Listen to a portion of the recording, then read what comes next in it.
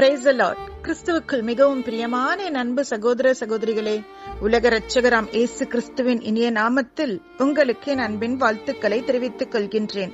Length நாட்கள் 24ஆம் நாள் தியானமாக 40 days life changing 40 thoughts, 40 நாட்கள் உங்கள் வாழ்வை மாற்றும் 40 குணங்கள் என்ற தலைப்பில் நம்மிடம் இருக்கக்கூடாத தீய குணமாகிய சுயநலத்தை குறித்து தியானித்து கர்த்தருக்குள் எப்போதும் பொது நலத்துடன் வாழ்ந்து தேவ நாமத்தை மகிமைப்படுத்துவோம்.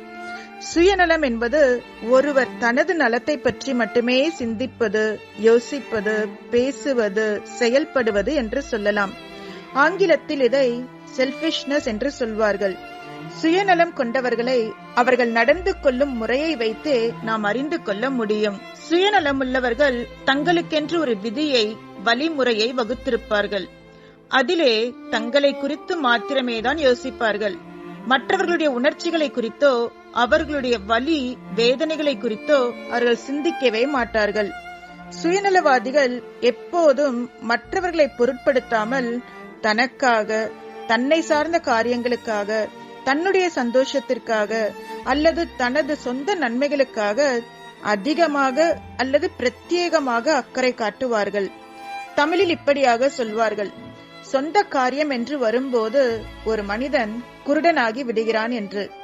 ஆம் பிரியமானவர்களே, சுயநலமாக இருக்கும்போது, சுயநலமாக நடந்து கொள்ளும் போது மற்றவர்கள் தன்னை பற்றி என்ன நினைப்பார்கள், என்ன பேசுவார்கள் என்று எதையும் யோசிக்க கூடாதபடிக்கு அவர்கள் கண்களை மறைத்து விடுகிறது.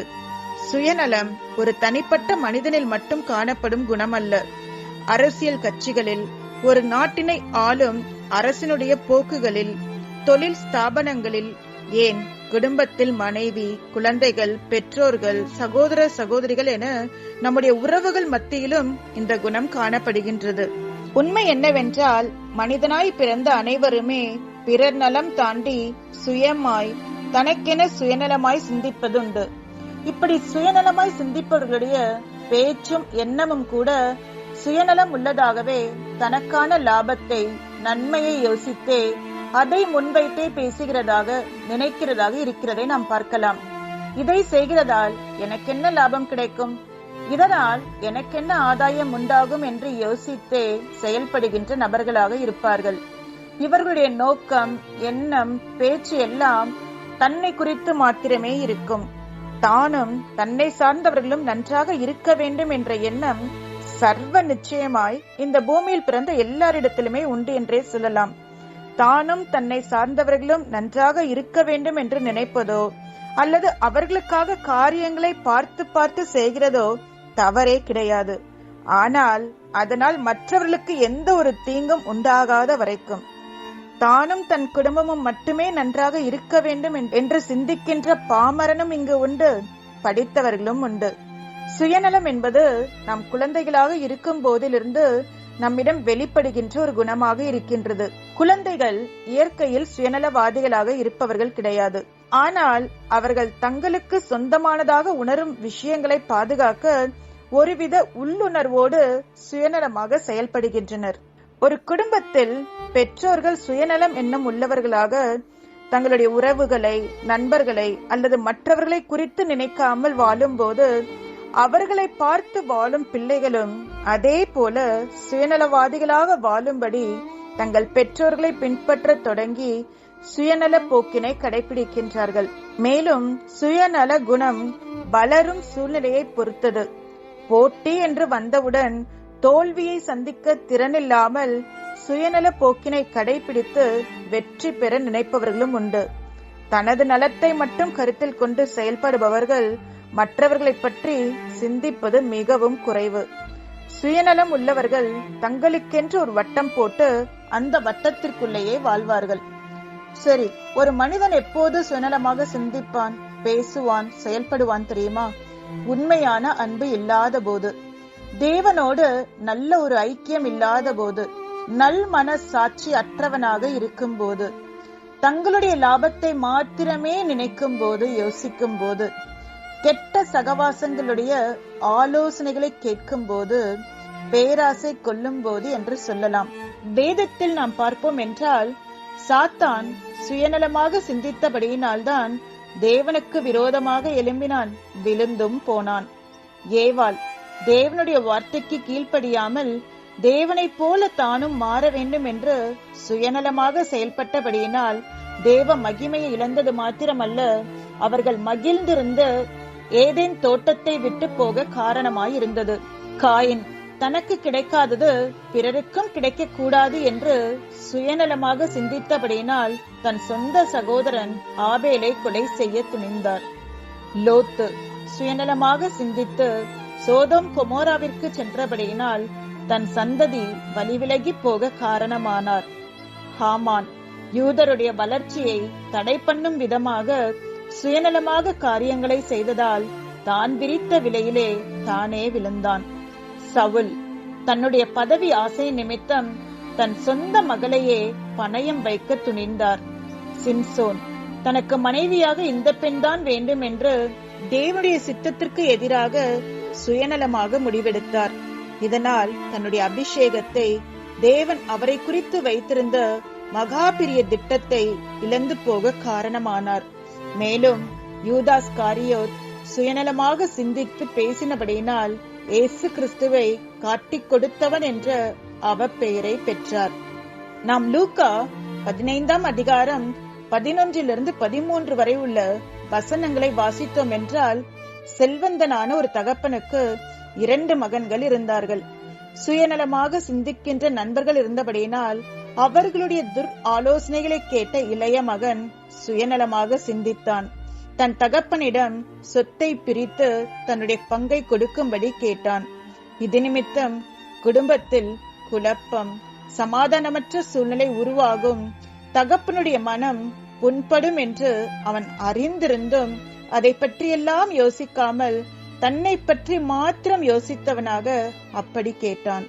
அன்பே உருவான அவனுடைய தகப்பனாரும் தனக்கு விருப்பம் இல்லாத போதிலும் தன்னுடைய மகனை சந்தோஷப்படுத்த சொத்துக்களை பிரித்து கொடுத்து விட்டார். இந்த இளைய குமாரனை போல மற்றவர்கள் மனது புண்படுமா?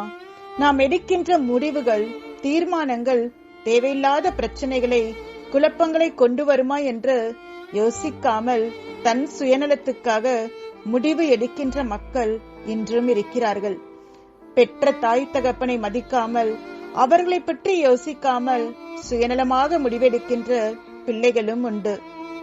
என்னுடைய வாழ்க்கை, என்னுடைய சந்தோஷம், என்னுடைய குடும்பம் என்று யாருடைய விருப்பத்தையும் ஆலோசனையும் கேட்காமல், மற்றவர்களுடைய மனம் எந்த அளவுக்கு புண்படும் என்பதை கூட நினைக்காமல் தன் சுயநலமாய் எடுக்கின்ற முடிவுகள் பின்பு சஞ்சலத்தில் முடிகின்ற சூழ்நிலைகளை நாம் பார்க்கின்றோம். இப்படி சுயநலமாக யோசித்து அவசரமாக எடுத்த முடிவின் நிமித்தம் இந்த இளைய குமாரனுடைய நிலை என்ன ஆனது என்று தெரியுமா? அவன் தான் எடுத்து சென்ற சொத்துக்களை எல்லாம் இழந்து போனான். அதுவரை அவனுடன் பணத்துக்காக கூட இருந்த நண்பர்கள் எல்லாம் பணம் தீர்ந்த நிலையிலே அவனை விட்டு பிரிந்து போனார்கள். கையில் பணம் இல்லாமல் அவன் மிகுந்த கஷ்டங்களை, பாடுகளை அனுபவித்து பன்றிகள் தின்னும் தவிட்டை சாப்பிடும் நிலைக்கு உள்ளானான். ஆம், இப்படி சுயநலமாக உள்ளவர்கள் மற்றவர்களுக்கு ஏற்படும் நஷ்டத்தை பெரிதாக எண்ணாமல் தங்களுக்கு என்ன லாபம் கிடைக்கிறது என்பதை மட்டுமே நினைப்பார்கள், யோசிப்பார்கள். சுயநலமாக உள்ளவர்கள் தங்களுக்கு சொந்தமானதை மற்றவர்கள் அனுபவிக்க இடம் தர மாட்டார்கள். சுயநலம் உள்ளவர்கள் தங்கள் சந்தோஷத்தை கெடுக்கும்படி யாருடைய வார்த்தையும் கேட்டு நடக்க மாட்டார்கள். ஒரு பெரிய தொழில் ஸ்தாபனத்துக்கு நேர்முக தேர்வுக்கு ஒருவர் சென்றபோது அவரிடம் கேட்கப்பட்ட முதல் கேள்வி, உம்மால் எமது ஸ்தாபனத்துக்கு என்ன செய்ய முடியும் என்பதே. ஸ்தாபனம் தனது வருமானத்தை மட்டுமே நோக்கமாக கொண்டிருந்தது என்பதை இந்த கேள்வி குறிக்கின்றது. அந்த தொழில் ஸ்தாபனம் சமூகத்தில் வாழும் மக்களுடைய தேவைகளை பூர்த்தி செய்யும் பொருட்களை தயாரிப்பதினால் அந்த கேள்வியை எந்த ஒரு சுயநல போக்கின்றி, நீர் சமுதாயத்திற்கு எங்கள் ஸ்தாபனத்தின் மூலம் என்ன செய்ய முடியும் என்று கேட்டிருப்பார்களானால் சுயநலம் அங்கு காணப்பட்டிருக்காது. சுயநலம் ஒரு தொற்று வியாதி என்றும் கூறலாம். சுயநலவாதிகளுக்கு ஆமாம் சாமி போடுவோர் கூட சுயநலவாதிகளாகவே இருப்பார்கள். காரணம், அவருடன் ஒத்துப்பாடி தாம் பெற வேண்டியதை பெற்றுக் கொள்வதே இவர்களுடைய நோக்கம். இங்கு சுயநலம் ஒரு தொற்று வியாதியாகி விடுகிறது. ஊழல், அதிகார துஷ்பிரயோகம், ஒழுக்கமின்மை போன்றவை சுயநல போக்கின் விளைவே. ஆட்சியில் உள்ளவர்களும் தங்களுக்குள் உள்ள சுயநல போக்கை தங்களுக்குள் மாத்திரம் வைத்துக் கொள்ளாமல் மக்களிடையேயும் பரவச் செய்கிறார்கள். அரசன் எவ்வளியோ மக்களும் அவ்வளியே ஆகிறது. இப்படி சுயநலமில்லாத இடமே இல்லை என்று சொல்லும் அளவிற்கு உலகம் முழுவதும் இந்நாட்களில் சுயநலத்தால் நிறைந்திருக்கின்றது. ஆனால் வேதம் என்ன சொல்லுகிறது என்று பார்த்தோம் என்றால், பிலிப்பியர் 2:4 அவனவன் தனக்கானவைகளை அல்ல பிறருக்கானவைகளையும் நோக்குவானாக என்று அழகாக சொல்கின்றது. ஆம் பிரியமானவர்களே, வேதம் நம்முடைய காரியங்களை மட்டுமே பாருங்கள் என்று சொல்லவில்லை. மாறாக மற்றவர்களுடைய நலனிலும் அக்கறையுள்ளவர்களாக இருங்கள் என்று நமக்கு அழகாக தெளிவாக சொல்லுகின்றது. எனக்கன்பானவர்களே, நாம் ஆராதிக்கும் தேவன் எவ்வளவேனும் சுயநலமில்லாத ஒரு தேவன். ரோமர் 8:32 தம்முடைய சொந்த குமாரன் என்றும் பாராமல் நம் எல்லாருக்காகவும் அவரை ஒப்பு கொடுத்தவர் என்று இந்த வசனம் தேவனுடைய சுயநலமில்லாத தியாகத்தை நமக்கு உணர்த்துகின்றது. மேலும் யோவான் 3:16 தன்னுடைய ஒரே பேரான குமாரனை விசுவாசிக்கிறவன் எவனோ அவன் கெட்டு போகாமல் நித்திய ஜீவனை அடையும்படிக்கு அவரை தந்தருளி இவ்வளவாய் உலகத்தில் அன்பு கூர்ந்தார் என்று தேவனுடைய தன்னலமற்ற அன்பை அழகாக எடுத்துரைக்கின்றது. ஆம் பிரியமானவர்களே, இப்படி சுயநலமில்லாத தேவனுடைய பிள்ளைகளாகிய நாம் சுயநலமாக வாழலாமா? சுயநலம் உள்ள மனிதன் புறக்கணிக்கப்படுவான், பொதுநலம் உள்ளவன் போற்றப்படுவான் என்று சொல்வதுண்டு. தேவன் நமக்கு கொடுத்த மிக முக்கியமான கட்டளை என்னவென்றால், மார்க் 12:31 உன்னிடத்தில் நீ அன்பு கூறுவது போல பிறனிடத்திலும் அன்பு கூறுவாயாக என்பதே. நாம் நேசிக்கப்படாமல் இருப்பதை விரும்புவோமா? நிச்சயம் விரும்ப மாட்டோம். அப்படி என்றால் நாம் மற்றவர்களை நேசிக்காமல் இருப்பது சுயநலம்தானே. எனக்கு சிறு வயதில் படித்த ஒரு கதை ஒன்று நினைவிற்கு வருகின்றது. 2 உயிர் நண்பர்கள் இருந்தார்கள். ஒரு நாள் அவர்கள் வெளியே போய்விட்டு வரும்போது ஒரு கரடி ஒன்று அவர்களை துரத்தியது. 2 பேரும் கரடியிடமிருந்து உயிர் தப்பிக்க ஓடினார்கள். அப்போது ஒருவன் அருகே இருந்த மரத்தின் மீது ஏறினான். மற்றவனுக்கோ மரம் ஏற தெரியாது. அவனுக்கு என்ன செய்வது என்று தெரியவில்லை. சிறு வயதில் அவன் படித்த காரியம் ஒன்று அவனுக்கு நினைவிற்கு வந்ததாம். அது என்னவென்றால், கரடி மரித்த மனிதர்களுடைய சடலத்தை ஒன்றும் செய்யாது என்பது. உடனே அவன் மரித்தவனைப் போல தரையில் படுத்துக் கொண்டானாம். கரடியும் அவனை சுற்றி சுற்றி வந்து முகர்ந்து பார்த்துவிட்டு அவன் மரித்து போய்விட்டான் என்று எண்ணி அவனை கடந்து சென்று விட்டதாம்.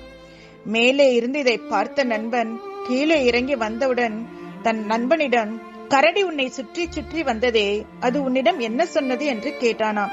உடனே அந்த நண்பன், பார், ஒரு பிரச்சனை என்று வந்ததும் உன்னுடைய நண்பன் சுயநலமாக தான் மட்டும் தப்பித்தால் போதும் என்று நினைத்து உன்னை அம்போ என்று விட்டுவிட்டு ஓடி போய்விட்டான். இவனெல்லாம் உனக்கு நண்பனா? இன்னும் இவனுடைய நட்பு உனக்கு தேவையா என்று கேட்டது என்று சொன்னதும் அந்த நண்பன் வெக்கி தலைகுனிந்தானாம். எனக்கு அன்பானவர்களே, நெடுநாள் நட்பை இந்த சுயநலம் எப்படி பிரித்து போட்டுவிட்டது பாருங்கள். ஆம், சுயநலம் ஒரு கொடிய நோய் போன்றது. அது ஒருவருக்குள் வந்தால் அது அவர்களையும் அவர்களை சுற்றி இருக்கின்ற எல்லாவற்றையும் அழித்துவிடும், பிரிவினையை கொண்டு வந்துவிடும். வேதம் அழகாக சொல்கின்றது. லூக்கா 10:30-37 நாம் வாசிக்கலாம். சுயநலம் இல்லாத 2 பேரை குறித்து வேதம் நமக்கு அழகாக சொல்கின்றது. ஒன்று நல்ல சமாரியன். கள்ளர் கையில் அகப்பட்டு குற்றுயிராய் கிடந்த ஒரு மனிதனை அந்த வழியாய் வந்த ஆசாரியன் சதுசேயர் கண்டும் காணாதது போல கடந்து போன போது தனக்கு யாரென்றே தெரியாது என்று சொன்னபோது, ஆனால் தனக்கு முன்பு அறிமுகமில்லாத ஒருவனுக்கு எந்த ஒரு எதிர்பார்ப்பும் இல்லாமல் நல்ல சமாரியன் உதவியதை, சுயநலமற்ற அவனுடைய செயலை வேதம் நமக்கு நன்மை செய்கிறதற்கு உதாரணமாக காண்பிக்கின்றது. 2வது தொற்கால். இந்த தொற்கால் தனக்கென்று சுயநலமாக வாழாமல் தன்னை சுற்றி இருக்கின்ற மக்களுடைய நன்மைகளுக்காக அவர்களுக்கு உதவி செய்து பொது நலத்துடன் வாழ்ந்தார்கள். இவர்களுடைய சுயநலமில்லாத இந்த வாழ்க்கை அவர்களை மரணத்திலிருந்தும் மீட்க உதவியது.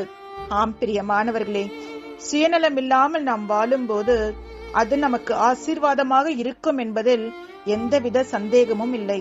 ஆதலால் சுயநல எண்ணங்களை விட்டொழிப்போம், பொது நலத்துடன் வாழ நம்மை அர்ப்பணிப்போம். சுயநலம் என்று சொல்லும்போது மதிப்பிற்குரிய கலைஞர் கருணாநிதி அவர்கள் சொன்னதாக ஒரு பேருந்தில் எழுதியிருந்த வாசகம்தான் எனக்கு நினைவிற்கு வருகிறது. அதில் நான் நீ என்று சொல்லும் போது உதடுகள் ஒட்டாது, நாம் என்று சொல்லும் போதுதான் உதடுகள் கூட ஒட்டும் என்று அந்த வாசகம் இருந்தது. இதன் அர்த்தம், சுயநலமாக பேசுகின்ற நபராக இருக்கும் போது நாம் மற்றவர்களோடு ஒத்து போக முடியாது, தனித்துதான் நிற்போம். ஆனால் பொது நலன் கருதி பேசும்போது, செயல்கள் செய்யும் போது மற்றவர்களும் நம்மோடு இணைந்து செய்கிறதை நாம் பார்க்கலாம். ஆதலால் சுயநலமான பேச்சு, சுயநலமான செயல்கள் நம்மை தனிமையாக்கிவிடும், மற்றவர்களுடைய வெறுப்பிற்கு ஆளாக்கிவிடும். ஆதலால் தேவ பிள்ளைகளாகிய நாம் இனி சுயநலமாக நினைக்கிறதை, பேசுகிறதை விட்டு விடுவோம். சுயநலமான எண்ணங்களை நம்மை விட்டொழிப்போம், பொது நலத்துடன் வாழ நம்மை அர்ப்பணிப்போம். எனக்கன்பானவர்களே, இன்றைக்கு நாம் கேட்ட இந்த செய்தி உங்களுக்கு பிரயோஜனமா இருந்ததென்றால் மற்றவர்களுக்கும் இதை ஷேர் செய்யுங்கள், ஃபார்வர்ட் செய்யுங்கள், இந்த சேனலை சப்ஸ்கிரைப் செய்யுங்கள். கர்த்தர் உங்களை ஆசீர்வதிப்பாராக. God bless you. எனக்கன்பானவர்களே, இந்த வார்த்தை உங்களுக்கு மிகுந்த ஒரு ஆறுதலாக, ஆசீர்வாதமாய் இருக்கும் என்று நான் நம்புகிறேன். ஆமான்பானவர்களே, இந்த வார்த்தைகளை கேட்கிறவர்களாக மாத்திரமல்லாமல் அதை கை கொள்ளும் போதுதான் அதோடைய ஆசீர்வாதத்தின் நிறைவை நாம் பெற்றுக்கொள்ள முடியும். தேவன் அதை நம் இடத்தில் எதிர்பார்க்கிறார். நாம் அவருடைய பிள்ளைகளாக இருக்கிறோம், அவருடைய சாயலாக உருவாக்கப்பட்டிருக்கிறோம். அவருடைய சாயலாக உருவாக்கப்பட்டிருக்கிற நாமும் அவரை போல இருக்க நம்மை அர்ப்பணிப்போம். சுயநலம்.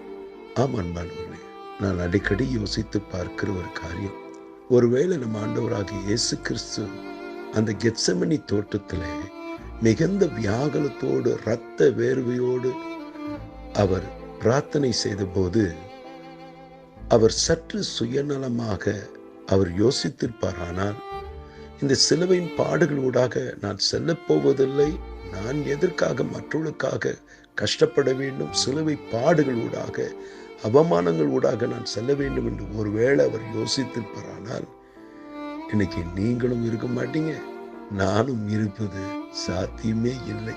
காரணம், நம்முடைய பரிசுத்தம் எல்லாம் அழுக்கான கந்தையாக தான் இருந்திருக்கிறது.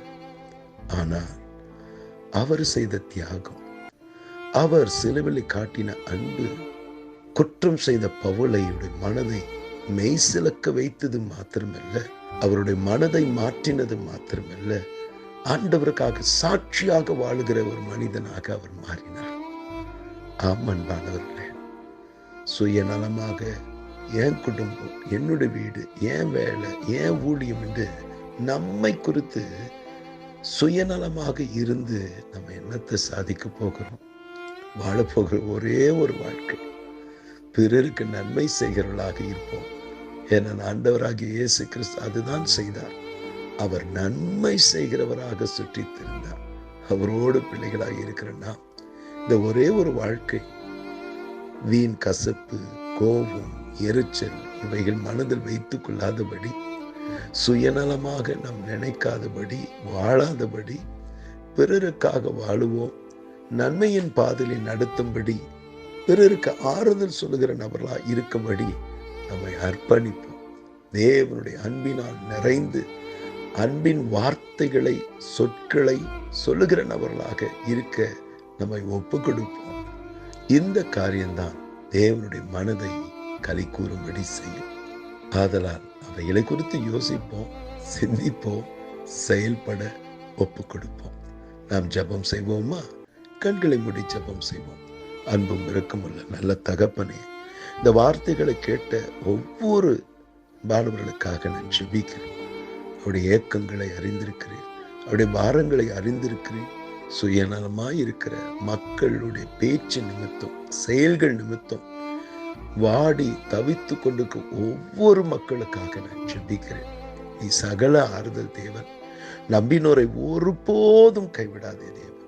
அவருடைய காயங்களை ஆற்றுங்கப்பா, அவர்களை குணமாக்குங்கப்பா. அந்த தேவையில்லாத இந்த பாரங்கள், கஷ்டங்கள் அவர் மனதிலிருந்து எடுத்து போட்டு தேவ சமாதானத்தினால் தேவ பலத்தினால் நிரப்புங்கப்பா.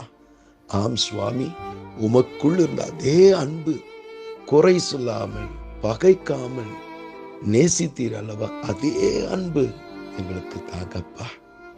ஆண்டவரே, உம்முடைய வசனம் சொல்லுங்க, நாங்கள் பாவிகளாய் இருக்கையில் நீர் எங்களை நேசித்தீர் அல்லவா, அதே நேசம், அதே அன்பு எங்கள் மனதுக்குள் ஊற்றுங்கப்பா. நீ அப்படியே செய்ய போகிறதுக்காக நன்றி. எல்லா சோதனைகளை மேற்கொள்ள பலன் தரப்போகிறதுக்காக நன்றி. சத்துரு எங்கள் வாழ்க்கையில விதைக்க நினைக்கிற அந்த தேவையில்லாத விதைகள், கசப்பான விதைகள், சுயநலமாக நினைக்கிற அந்த விதைகள், கோபம், எரிச்சல், இச்சை, இப்படிப்பட்ட விதைகளை என் வாழ்க்கையிலே துளிர்க்காதபடி வேரோடு அது எரித்து போடுங்கப்பா. உமக்குள் இருந்த அதே அன்பு, உமக்குள் இருந்த அதே இரக்கம், உமக்குள் இருந்த அதே பரிசுத்தத்தை, ஜப வாழ்க்கையை எங்களுக்கு தாங்கப்பா. நீர் அப்படியே செய்ய போகிறதுக்காக நன்றி. நாங்கள் பலவீனம் உள்ள பாண்டம், ஆதலால் உம்முடைய பலத்தினால் எங்களை நிறைத்து, உம்முடைய ஆவியினால் எங்களை நிறைத்து, எங்களை கரம் பிடித்து நீ நடத்த போகிறதுக்காக நாங்கள் நன்றி செலுத்துகிறோம். அப்படியே நீ செய்ய போகிறதுக்காக நன்றி. ஆசீர்வதிங்க, பெரிய காரியங்கள் செய்யுங்க. ஆமென், ஆமென்.